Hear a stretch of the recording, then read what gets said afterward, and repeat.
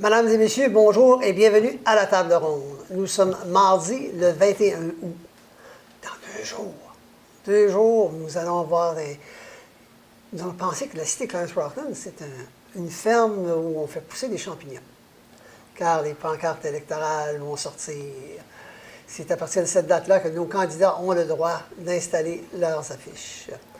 Ceci dit, on est en plein milieu de la campagne électorale, même si ça ne paraît pas encore, et nous sommes en train d'interviewer tous les candidats qui doivent se présenter, pas se présenter, mais qui doivent courir une campagne électorale. Pour ce faire, j'ai le plaisir de vous présenter le conseiller actuel et conseiller qui doit se présenter pour le quartier numéro 7, et je parle de Michel Levert. Bonjour Michel. Bonjour. Ça va bien? Ça va super bien. Bon. Là, les gens te voient au conseil, etc., mais ils ont peut-être oublié ton parcours. Tu sais, qu'est-ce que Michel Levert a fait avant d'arriver à la table du conseil, dans ce cheminement? Qui est Michel Levert? Je sais que tu as eu un commerce, donc il y a plusieurs personnes qui te connaissent, mais dans Hammond, bon, chez comme ailleurs, il y a des va-et-vient, donc il y a des nouveaux résidents. Oui. Donc, pour leur donner une chance de connaître qui est leur conseiller. Bien, Michel Levert a toujours été un gars très actif, comme de raison, à sa communauté, que ce soit les optimistes, la paroisse, la chorale. Je travaille aussi dans la municipalité, comme de raison. Fait que les gens, j'ai toujours, comme tu dis, auparavant, j'avais un commerce pendant 17 ans. Alors, les gens me connaissaient avec le commerce. Les gens de partout dans Prescott-Russell. Et maintenant, avec mon poste chez Rona, les gens me reconnaissent. Souvent, c'est drôle, ils arrivent au comptoir et ils me commandent des choses de mon dernier commerce. C'est quand même intéressant, mais non, j'ai toujours œuvré en communauté. Ça va faire 36 ans que je suis citoyen de la cité de Clarence Rockland. Citoyen surtout du quartier 7. Alors, je connais le quartier 7, je connais les gens. Je pense que les gens commencent à me connaître. Ils commencent à voir que j'ai quand même... je suis prêt à l'action et j'ai toujours répondu aux demandes des citoyens. D'accord. Oui. Je pense que tes pères, grands-pères... Oui, j'ai 2 enfants, 2 petits-enfants. Et c'est tellement merveilleux lorsqu'on a des petits-enfants. 2 gars bien spéciaux. On passe nos vacances tous ensemble au chalet. C'est extraordinaire, c'est extraordinaire. Les gens qui s'attendent d'être grands-pères, vous allez voir, c'est merveilleux. Oui, je suis d'accord. Bon, pourquoi est-ce que tu veux toujours représenter les gens du quartier? Mais pourquoi je veux toujours? C'est sûr que, mon Dieu, 4 ans, c'est très vite passé. Et puis, je pense que j'aimerais poursuivre je voudrais poursuivre dans les prochains 4 ans pour continuer ce qu'on a commencé. Surtout, après 4 ans, on commence vraiment à connaître les dossiers. Ça prend 4 ans avant de connaître les dossiers de la municipalité. Je me sens confortable. Je pense que j'ai aussi fait mes preuves. Les gens regardent ce qu'on a fait dans l'infrastructure, surtout, parce que quand on cogne aux portes, c'est la première chose que les gens nous disent. Nos chemins. Ouais. Fait qu'on a mis le paquet dans les 4 ans pour essayer de reconstruire la municipalité, surtout pour les chemins. Maintenant, dans le quartier 7, si les gens regardent ce qu'on fait, on est en train de passer l'aqueduc de Bourgette jusqu'au chemin Gendron à Hammond. Puis ça, les gens sont très heureux de ça. D'accord. Fait que, il s'agit juste de continuer ce qu'on a commencé. Je pense qu'on avait un conseil harmonieux, un conseil qui travaillait ensemble. Puis je pense que ça doit continuer. Ça doit continuer. Parlons un peu du 4 ans qui s'achève. D'ailleurs, il n'est pas fini, là. Non. Il reste encore quelques mois. Il y a de l'ouvrage à faire encore, oui. Même si vous êtes limité dans vos pouvoirs, il y a encore des choses que vous pouvez faire. Tu as eu la chance de pouvoir aider une des conseillères qui était malade pendant une certaine période de temps. Oui. Donc, ça, est-ce que c'était pour toi une expérience enrichissante ou comment est-ce que tu définirais cette expérience-là? Je pense que... Comment la définir? Je pense que personne n'aurait osé remplacer Mme Chouanière, parce que c'est quand même sérieux. Mais Mme Chouanière était toujours présente. Peut-être pas physiquement au conseil, mais elle était là. Elle écoute des gens. C'est sûr que ça m'a donné un peu plus d'ouvrage, parce que, je veux dire, Hammond, Bourgette, là, c'est pas mal proche. Oui, oui. Fait que les gens qui me connaissaient m'appelaient, c'est sûr. Parce que ton commerce était quasiment sa ligne. Exactement. Fait que je connaissais beaucoup les gens de Bourgette. Alors, les gens m'appelaient, puis, ou même m'appelaient pour des fonctions, puis ça me faisait plaisir. Puis j'ai toujours dit, on travaille pour la cité. C'est sûr qu'on représente un quartier, mais on travaille pour la cité. Fait que, non. Moi, j'étais très confortable avec la décision que le conseil a prise. Et puis, ce serait aujourd'hui, je recommencerai encore. D'accord. Justement, comment est-ce que tu vois ça, que tu as 4 ans d'expérience, de ça sous ta ceinture, comme l'expression anglaise dit, que je traduis littéralement. Comment est-ce que tu vois le rôle de conseiller par rapport à ton quartier et par rapport à la municipalité au complet, là? Avec 4 années, Ouais. avec un recul en arrière, là. OK. Je pense que c'est sûr que tous les conseillers de quartier, on tire toute la couverture de notre bord, comme on dit, parce qu'on veut tout essayer d'avoir le plus possible, mais en étant équitable financièrement pour chaque quartier, mais aussi, je vais te donner un exemple, ce que j'ai proposé la première année, puis je pense que les gens ont beaucoup apprécié de toute la cité, parce qu'il ne faut pas oublier, oui, on représente le quartier, mais on travaille pour la cité. Clarence Rockland. Lorsque j'ai amené à la table que tout le monde donne un peu de son budget pour paver Poupart. Oui. Tu sais, les gens viennent du sud de la municipalité, ils viennent de partout. Même Morris Village, là, présentement, ils traversent puis ils prennent Poupart. Puis c'était tellement déplorable comment le chemin était. Puis on le sait qu'il y a un gros projet qui s'en vient là, avec budget de construction. On attendait, mais là, tu sais, attendre un autre 4-5 ans, non. Non. Je pense que on a fait un beau move de pavé Poupart. Tout le monde a mis un peu de son argent de quartier. Puis ça bénéficie tout le monde dans la municipalité. Surtout dans le quartier, dans les quartiers au sud. Tout le monde vient vers Rockland. Oui. On prend Saint-Jean, on va aller au Walmart. S'il pleuvait, on faisait le tour. Encore plus de trafic en ville. Maintenant, c'est pavé. C'est sûr, on passe toujours là. Fait que c'est un peu l'exemple de travailler ensemble pour la municipalité, pour la cité. D'accord.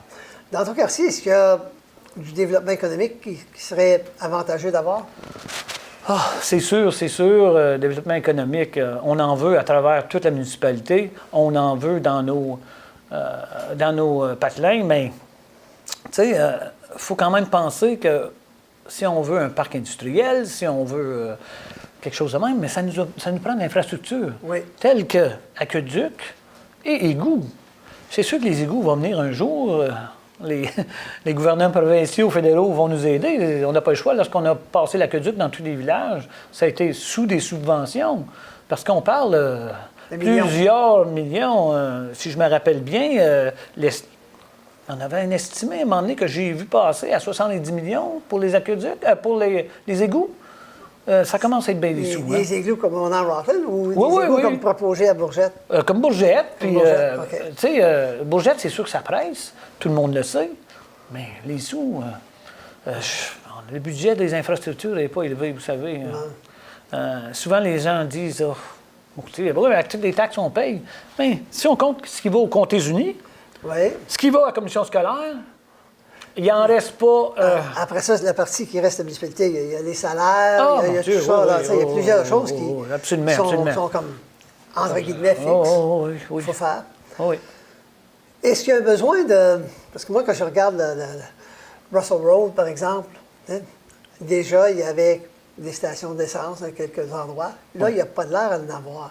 Est-ce qu'il y a quelqu'un du secteur privé qui réfléchit à ça? Est-ce que tu as eu des appels à ce sujet-là? Ah, absolument. On avait déjà une station qui avait ouvert à Cheney, a fermé. Pourquoi? Je ne pourrais pas vous le dire. Mais je sais qu'il y a eu un changement de zonage du garage qui a été acheté à Bourgette, l'ancien garage d'Érable, qui a été acheté. Maintenant, il est en opération. Il était fermé pendant 4 ou 5 ans. Et dans le changement de zonage, on a demandé une station de service. Ça fait que j'espère bien que ça va venir. On a quand même la station McEwen, qui est peut-être un card lock, mais si les gens ne savent pas, ils peuvent se rendre à la station McEwen et peuvent quand même ouvrir un compte et avoir une carte, en fait, de prendre l'essence, qui est 24 heures sur 24. Moi, je m'en sers, je trouve ça merveilleux. D'accord. Puis la station McEwen, pour moi, là, c'est entre Bourgette et Cheney. Ah, OK, d'accord. Sur Russell Road. Oui, sur Russell Road, absolument. D'accord. Absolument. OK. Est-ce que tu as une plateforme électorale pour cette campagne-ci ou si tu n'es pas vraiment. Ou si c'est juste avec ton expérience, tu connais plus les besoins, ces choses-là? Moi, les promesses électorales, appelle ça une plateforme, moi j'appelle ça promesse, appelle ça comme tu voudras. J'en ai pas fait la dernière. Parce qu'il ne faut pas oublier, le conseil va peut-être changer. Le budget, c'est au mois de décembre. Oui. Comment promettre aux gens des choses? Ce que je promets, c'est sûr, c'est de continuer à travailler pour nos chemins, nos infrastructures. Dans ma région, on a fait une bonne partie de Saint-Félix cette année. On veut continuer Saint-Félix et on veut commencer aussi avec le chemin Gagné. Le chemin Gagné, je ne sais pas si vous savez, bien, on a fait un surface treatment sur la partie du village, mais l'autre partie, ça commence à presser. On a encore une centaine de kilomètres de chemin de terre. Et malheureusement, j'en ai beaucoup dans le quartier 7. Si je regarde Indian Creek, on se promène là. Moi, j'y vais régulièrement. J'aime aller me promener en Forêt-la-Rose. Souvent, je monte, je marche. Si c'est une journée qu'il n'y a plus, là, c'est pas très agréable. Ah, oui. Hein? Je me souviens, quand dans le temps j'avais mon commerce, j'ai été 25 ans sur un chemin de terre. Fait que je sais qu'est-ce que c'est. Je comprends les gens. Je sympathise avec eux. C'est sûr, c'est mon but, c'est au moins les maintenir avec du gravier. Cette année, malheureusement, on a dû couper avec notre budget de gravier. On n'avait pas le choix. On avait un petit peu au-dessus de 2 millions, je pense, pour les infrastructures des chemins, qui est quand même pas beaucoup. Parce que je pense que Clarence Rockland est la plus grosse municipalité, comme de raison. Oui. La plus grosse de population et aussi le plus grand kilomètre de chemin. D'accord. Et pendant longtemps, tant du côté de Clarence que de Rockland, c'était l'enfant négligé, je pense, à temps du conseil. Oui. Les deux conseils. Oui, mais si on regarde dans les 4 dernières années, l'effort a été mis puis je pense que ça paraît. Les gens, moi j'ai eu des commentaires, surtout dans mon quartier, que dans les 4 dernières années, on a fait plusieurs kilomètres de surface treatment.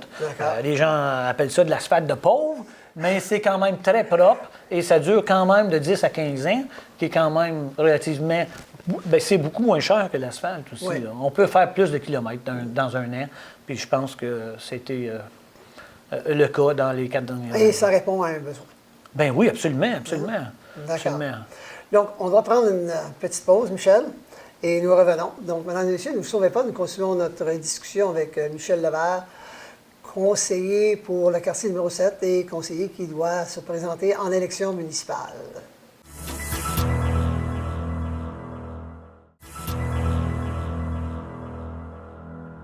Merci d'être demeurés avec nous, mesdames et messieurs. Nous continuons notre discussion avec le conseiller pour le quartier numéro 7, M. Michel Levert. Michel, quels sont les comités sur lesquels tu as eu la chance de travailler pendant les 4 dernières années, pas les 2, mais les 4? Mm-hmm. Et pour ton prochain terme, si élu, quel comité est-ce qui t'attire plus que l'autre? Est-ce que tu veux continuer sur les mêmes comités ou est-ce que tu veux vivre de nouvelles expériences pour élargir justement tes connaissances à la table du conseil? Bon, c'est sûr, on veut toujours élargir nos connaissances. C'est sûr que j'aimerais demeurer. Présentement, je siège sur l'aménagement ainsi que le comité de dérogation. C'est fascinant comment c'est complexe aussi la dérogation quand on vient de séparer un lot dans la municipalité. J'ai appris tellement de choses. Je ne suis pas un spécialiste, mais j'ai appris beaucoup de choses. La même chose dans le département de planning. J'ai vu des choses qui se passent dans la municipalité où beaucoup de gens ne sont même pas au courant, je suis certain. Puis que ça vaudrait la peine que les gens aillent vérifier les minutes, puis essayer de voir, comprendre comment la municipalité opère, surtout dans sa planification, à long terme surtout. Dans les comités, moi, ce que je trouve qu'on a tellement un bijou ici à Clarence-Rockland, en fait, de salle des arts. Un complexe où on peut faire venir de grands artistes ou des spectacles, du théâtre. Oui, on s'en sert avec l'école. Moi, je vois, là, on a un comité des arts, c'est là-dessus que je veux siéger, c'est sûr, que je veux m'aventurer. J'ai toujours été passionné du théâtre. Comme de raison, j'ai eu un théâtre d'été, le seul théâtre francophone professionnel en Ontario pendant 7 ans. Alors, tu comprends, quand je vois les arts, je regarde nos voisins, le Centre Chapman. OK, il est peut-être plus beau un peu que notre centre, mais la même grandeur, puis eux autres, les artistes qui viennent là, les artistes qui vont roder leur show avant de descendre ailleurs, tu sais, puis on a surtout une communauté francophone comme qu'on a. On peut avoir les deux shows, anglais et français. Oui. Et puis, quitte à ce qu'on mette un peu de budget pour engager un impresario qui s'occuperait de faire venir des artistes ou trouver des commanditaires, comme ils font avec le hockey, comme ils font avec n'importe quoi. C'est ce qui manque un peu, des spectacles. On a la place. On a eu quelques spectacles. Je me rappelle, le plus gros qu'on avait eu, chanteur rock. Oui, j'y vois à Binette, un des juges à la voix. Oui, c'est ça. En tout cas, on a eu ça, puis Lapointe, Éric Lapointe. C'était plein, puis d'autres shows. Puis même, on a des shows amateurs qui attirent beaucoup de monde. Fait qu'imagine-toi si on avait des grands noms. Fait qu'il faut vraiment travailler là-dessus, les arts. Puis déjà, on avait même une troupe de théâtre ici, une troupe de la ville 17. C'est ici que ça a pris naissance. Puis on a eu, durant le festival d'été, quelques années passées, du théâtre au Parc du Moulin. Oui, sous le chapiteau. Sous le chapiteau, puis ça a très bien fonctionné. Pourquoi que ça s'est arrêté là? C'est ce que j'essaye de découvrir et que j'aimerais découvrir. Mais c'est souvent dirigé par du bénévolat. Et le bénévolat, c'est appelé à changer. Puis après ça, les gens ont peur de s'engager, ou de ne pas être à la hauteur. Oui, c'est ça. C'est un mélange. C'est un mélange de différentes affaires. Ça, c'est une autre affaire. Tu nous parles du bénévolat. On serait étonné de savoir comment de milliers de bénévoles travaillent et œuvrent dans notre municipalité, que ce soit les clubs sociaux, que ce soit pour la municipalité. Il y a beaucoup de comités qui sont bénévoles, que ce soit pour le transport, que ce soit pour les handicapés, etc. C'est incroyable. Alors, sans ces bénévoles-là, on ne pourrait pas opérer. Non. Alors, comme tu dis... Les sports, c'est la même chose. Nos enfants ont beaucoup de sport grâce aux bénévoles. Je les remercie infiniment. Mais tu dis, ça n'en prend des bénévoles, on en a tellement. Je pense qu'on a puisé à peu près ce qu'on pouvait puiser. D'accord. C'est sûr, il y en a peut-être d'autres qui seraient intéressés dans différentes communautés, mais en tout cas, moi, c'est sur les arts, je vais travailler là-dessus. Et puis... L'aménagement du territoire, comme tu disais. Ah oui, puis la dérogation. J'aimerais continuer là-dedans, c'est sûr. C'est quoi la différence entre dérogation et aménagement du territoire? Dérogation, c'est où on peut séparer des lots. Okay, d'accord. Puis l'aménagement du territoire, mais ça fait partie de l'aménagement, le zonage. Le zonage, les gros contracteurs qui bâtissent des maisons, la planification de toutes les rues, planification comme là, on est en train de travailler sur l'embellissement de la rue principale, la rue Laurier. Alors, ça fait partie du... c'est des responsabilités de l'aménagement. Absolument. D'accord. Si dans les prochains 4 ans, c'est élu, il y avait seulement qu'une chose, parce qu'on en a parlé tantôt du budget, hein? On sait comment c'est restreint, puis combien il y a d'argent qui va vraiment pour améliorer les rues. Et on a 8 quartiers. Et fait que s'il y avait juste un projet sur lequel, là, parce que disons qu'il y avait quelque chose de gros qui va manger beaucoup d'argent, il y avait seulement une affaire que tu pouvais travailler dessus pour ton quartier, ça serait laquelle? Ça, c'est une question. C'est presque une question piège. Écoute, Je la pose à tout le monde. écoute, je vais peut-être me répéter, mais non, je vais concentrer sur le service routier, continuer à améliorer ça. C'est ce que les gens me disent.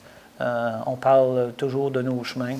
C'est sûr, les gens qui sont sur des chemins pavés, ils n'en parlent pas, ils nous parlent d'autres choses, mais la plus grosse majorité, là, C'est encore c'est l'infrastructure, toujours l'infrastructure, oui. D'accord. L'infrastructure puis les taxes. Oui, oui.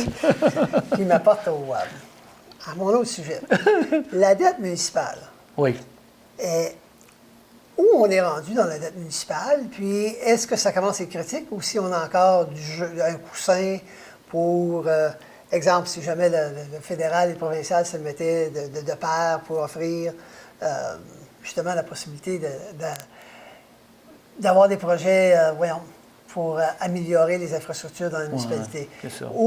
Parce que où on se situe là-dedans? Je sais qu'il y a de la planification qui a été faite, il y a si jamais ça arrive, la municipalité peut soumettre des projets pour avoir des octrois, mais il faut avoir la capacité de payer ou d'emprunter. Alors, où se situe-t-on?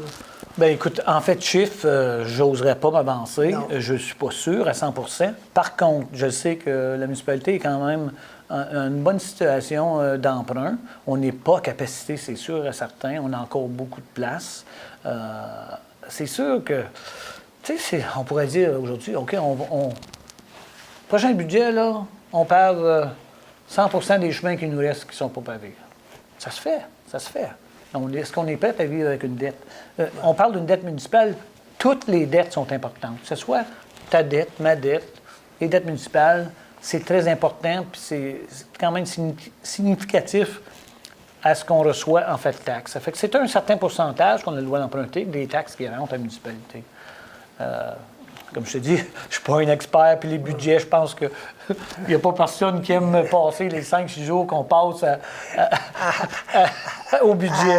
À égrener ça, là. Oui, puis il m'a dire, c'est vraiment une tâche lourde, puis on revient le soir, on prend nos papiers, on regarde ça, on highlight, et puis on revient à table encore, puis délibération, puis encore tout le monde essaye de tirer sa couverte sur son bord.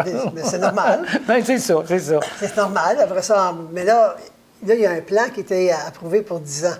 Alors, est-ce que ça l'aide, la discussion, ou à diriger la discussion? Absolument. Pour les infrastructures, ça l'aide, mais ça peut changer avec le prochain gouvernement, le prochain conseil.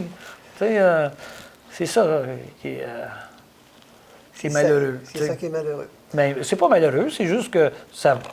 Peut-être que le nouveau conseil, s'il change des choses, c'est peut-être pour le meilleur, on ne sait pas, là, tu sais. Fait que, non, il faut attendre puis voir ce qui va se passer. Mais oui, on a un plan de 10 ans, puis jusqu'à date, le plan de 10 ans d'amélioration a été quand même assez bien respecté. D'accord. Mais ça, c'est normal. Il y a des déviations, il y a des urgences qui apparaissent qui sont imprévues. Comme la rue Laurier, ce qui est arrivé sur la rue Giroux à un moment donné. Pas Giroux, excuse, Saint-Joseph. Oui, c'était... La construction a commencé, puis ça a été, surprise. Puis la même chose, quand on a eu le bris sur la rue Laurier, ça a coûté assez cher, merci. D'accord. On déroge, c'est sûr, mais toujours pour le bien de la municipalité. Là, je vais te donner juste une minute pour répondre à la prochaine question, parce qu'on arrive à la fin. OK. Puis je vais te donner la chance de t'adresser aux résidents. OK. Donc, est-ce qu'on devrait avoir une augmentation de taxes municipales annuellement? Parce qu'on sait qu'au début, du terme du conseil sur lequel tu sièges, la première année, on ne voulait pas, c'était une promesse du maire, on ne voulait pas avoir d'augmentation de taxes. Je ne te demande pas si c'est une erreur ou pas une erreur. Moi, ce que je te demande, est-ce qu'on devrait avoir des augmentations plus régulières? $1 million question. Oui. Mais écoute, c'est sûr, lorsque notre maire a fait une promesse, il a tenu sa promesse. Oui. Oui, on n'a pas eu d'augmentation de taxes. Mais, tu sais, à un moment donné, tu n'as pas d'augmentation de taxes, tu payes pour à un moment donné. Oui. Moi, j'aime garder le taux de taxes le plus bas possible. Plus près du coût de la vie. Ouais. C'est pas mal ça que le conseil, je pense, essaie toujours qui vise toujours. Je pense que dans les prochains 4 ans, c'est ce qu'on va continuer à faire. Mais par contre, garder les taxes à zéro, pas sûr que c'est une bonne idée. D'accord. Donc, là, Michel, je t'offre la possibilité de t'adresser directement aux gens du quartier numéro 7, puis évidemment, les gens de la cité vont te voir également. Oui, oui, oui. mais les gens sont intéressés à savoir ce que nos représentants, Oui. ce qu'ils pensent et puis où ils Ouais, s'en vont. ouais. Bien, écoute, moi, c'est sûr, je veux continuer. Mais premièrement, je remercie TVC22 d'organiser les entrevues. C'est fantastique. Ça donne la chance à tous les candidats, à part égale, de donner de leur temps et de mettre un peu la plateforme, même si, comme j'ai dit, je n'ai pas vraiment une plateforme. Je veux juste continuer. Je pense que j'ai prouvé aux gens de ma municipalité et puis de mon quartier que j'ai vraiment essayé de plaire à tout le monde, essayer de faire équitable le budget. J'aimerais bien continuer. Et puis, continuer aussi à travailler avec les clubs sociaux, qui sont vraiment un cœur des villages et puis des municipalités. Surtout, je regarde chez nous, les Chevaliers-Colons, les Optimistes, name it, sont vraiment dedans. On a travaillé avec eux autres. Les gens au terrain de balle, le terrain de soccer, on est rendu avec à peu près 120 jeunes qui jouent au soccer juste dans Hammond. On regarde vraiment agrandir. Il va falloir agrandir notre parc. C'est ce que j'ai vécu dans les derniers 4 ans, les nouvelles familles qui arrivent. Des familles jeunes, des jeunes familles.